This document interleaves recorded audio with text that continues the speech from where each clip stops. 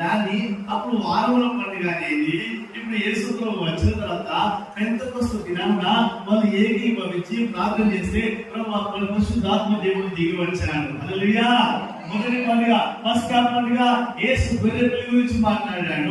ఉయ్యేల రొట్టెల పండుగ ఆయన పరిశుద్ధత గురించి, ఆయన సమాధి గురించి మాట్లాడాడు. ప్రథమ ఫలాల పండుగ యేసు యొక్క పునరుత్థానం గురించి మాట్లాడాడు. అంతేకాదు వారముల పండుగ లేదా పెంతెకొస్తు పండుగ దేనికి సాదృశ్యం అంటే పరిశుద్ధాత్మ దేవుని పరిశుద్ధాత్మ యొక్క నింపుదలకు సాదృశ్యమైనది. చప్పలు కొట్టండి గట్టిగా. హల్లెలూయా. హల్లెలూయా. హల్లెలూయా. హల్లెలూయా. హల్లెలూయా. పెంతెకొస్తు దినమున వారు ఒకే ఆత్మతో మేడగదిలో ప్రార్థిస్తున్నప్పుడు వాళ్ళు అన్య భాషలు మాట్లాడారు. వారు భాషలు మాట్లాడారు.